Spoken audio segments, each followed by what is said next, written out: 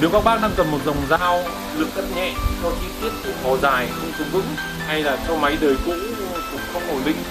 thì cái dòng dao này là cực kỳ phù hợp. Cái ưu điểm chính của cái dòng dao này đấy là lực cắt cực kỳ nhẹ.